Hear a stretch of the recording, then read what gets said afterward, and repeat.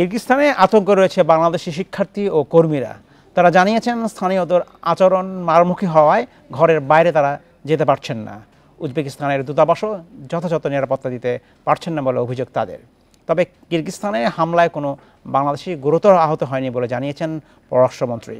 এসব নিয়ে আলোচনা করতে আমাদের সঙ্গে যোগ দিচ্ছেন কিরগিজস্তানের বিশকেক ইন্টারন্যাশনাল মেডিকেল ইউনিভার্সিটির প্রভাষক ডক্টর জাহাঙ্গীর গাজী। ডক্টর জাহাঙ্গীর গাজী, আপনাকে স্বাগত জানাচ্ছি। আশা করছি আপনি ভালো আছেন। আমরা জেনেছি সংবাদে সেটি হচ্ছে কিরগিজস্তানে মিশরীয় ছাত্রীদের সাথে এক ঘটনাকে কেন্দ্র করে সেখানে অন্যান্য যেসব বিদেশি ছাত্রছাত্রী লেখাপড়া করছে কিরগিজস্তানে, মূলত বিশকেকে, তাদের উপর স্থানীয়রা হামলা চালিয়েছে এবং তারা নিরাপত্তার ভয়ে ঘরের মধ্যে অবস্থান করছেন। সর্বশেষ অবস্থা আপনার কাছে কী জানতে চাচ্ছি, সেখানকার আইন শৃঙ্খলা বাহিনী বিদেশিদের নিরাপত্তার জন্য কী ব্যবস্থা নিল?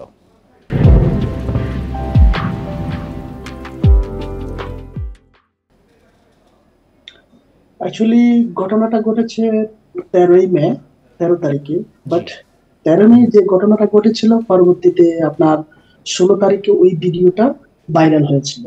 16 তারিখে ভিডিওটা ভাইরাল হওয়ার পরে আপনার হচ্ছে 17 তারিখ শুক্রবার রাত্রে পরিকল্পিতভাবে, কারণ হচ্ছে এখানকার যে ইয়ং স্টাররা আছে ওরা বিভিন্ন টিকটক বা ইনস্টাগ্রাম এগুলাতে কমিউনিটি গঠন করে, তো ফরেনারদের উপর আক্রমণ করেছে। ঠিক আছে, তো দেখা যাচ্ছে যে ওই দিন ইনস্ট্যান্ট যে হচ্ছে যে হামলা করেছিল কেউ এরকম ভাবে প্রোটেস্ট হতে পারেনি। ঠিক আছে, তো বাট ওই রাত্রের পরে সকালবেলা হচ্ছে সিটি পুলিশ বা অন্যান্য যে পুলিশ ছিল মোটামুটি ওরা প্রোটেস্ট করার সারাদিনের জন্য চেষ্টা করেছে শনিবার সকালে। তো শনিবার সারাদিন ভালো ছিল, রাত্রেও যথারীত নর্মাল ছিল। বাট একটা জিনিস যখন ঘটে যায় একটা ঘটনা, তখন এটা র্যাশ কিন্তু থেকে যায়। তো দেখা যাচ্ছে যে আমরা সকালবেলা ভেবেছিলাম যে মনে হয় এটা নর্মাল হয়ে গেছে। ঠিক আছে, ইভেন সকালবেলা যখন আপনাদের ইন্ডিপেন্ডেন্ট থেকে আমাকে কল দিয়েছিল তখন আমি সুপার শপে ছিলাম। আমার এক্সপেরিয়েন্স থেকে বলতেছি, প্র্যাকটিক্যালি সুপার শপে আমি ছিলাম। ওখানে লোকালরা কিরগিজরা যেভাবে আপনাকে স্টেয়ার্স করতেছিল, মানে তাকাচ্ছিল যে মনে হয় ইনিমি ভাব, তো আসলে এটা একটু আতঙ্কের বিষয়। ঠিক আছে, তো যাই হোক আমি ওখান থেকে সুপার শপের থেকে আসার পরে আপনাদের সাথে আবার কমিউনিকেট করেছি। বাট এখন লেটেস্ট যে নিউজটা সেটা হচ্ছে একজনে এয়ারপোর্ট যাচ্ছিল, তো প্রথমত ওকে ধরে হাত মানে কেটে দিয়েছে আর কি। তো এটার ভিডিওটা আমার কাছে আসছে। তো এই হলো হচ্ছে নর্মাল অ্যাবনর্মাল ভাবেই যাচ্ছে আর কি মানে বিষয়টা।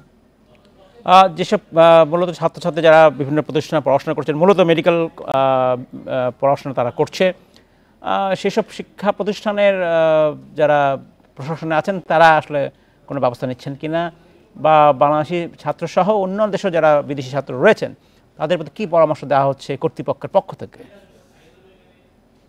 অ্যাকচুয়ালি এখানে মোস্ট অফ স্টুডেন্ট হচ্ছে পাকিস্তান, দেন হচ্ছে ইন্ডিয়ান, দেন হচ্ছে আপনার বিভিন্ন কান্ট্রি। যেমন আমরা বাংলাদেশি স্টুডেন্ট হবে সবকিছু মিলে আপনার অ্যারাউন্ড 700, নট টু মাচ। শুধু শিক্ষার্থী নাকি কর্মী যারা বিভিন্ন কাজ করছেন সব মিলে 700 বলছেন? শুধু আপনার শিক্ষার্থীদের কথা বলতেছি। আচ্ছা 700 অ্যারাউন্ড। বাট যদি আপনি ওয়ার্কারদের কথা বলেন তাহলে সবকিছু মিলে হবে ওয়ার্কার হবে 10,000 প্লাস।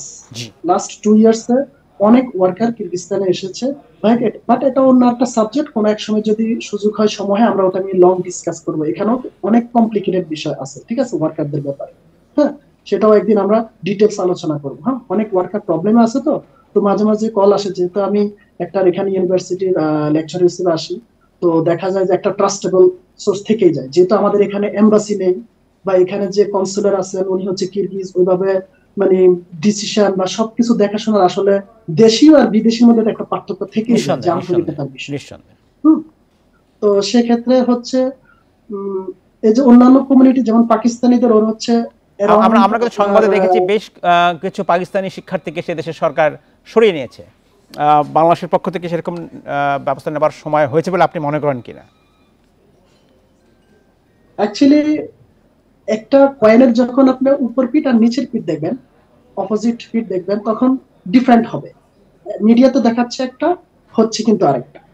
যেমন পাকিস্তানিদের ব্যাপারে বলি, ওনারা যেটা দেখাচ্ছে শাটার প্লাইনে করে নিয়ে গিয়েছে বা এই করছে, ওটা আসলে স্টুডেন্ট গুলার অ্যাডমিশন এক্সাম শেষ হয়ে গেছে, অনেকের দেশে যাবে ভ্যাকেশন, দিয়েছে, ঠিক আছে। ওইভাবে 100% প্রোটেক্ট কেউ নিতে পারে না, বাট পাকিস্তানিরা ইচ্ছা করলে পারবে, ইন্ডিয়ানরা ইচ্ছা করলে পারবে, কেননা ওদের এম্বাসি এখানে আছে। ওরা যখন তখন আচ্ছা, ক্রিটিক্যাল হয় তাহলে কিন্তু ওরা পারবে, কারণ ওদের নিজস্ব। আপনি বলছেন যখন ক্রিটিক্যাল হয়, কি এর আগে এরকম পরিস্থিতি হয়েছিল আগে? এরকম হয়েছিল, আসলে আমি তো আসছি এখানে অ্যারাউন্ড 2 ইয়ার্স।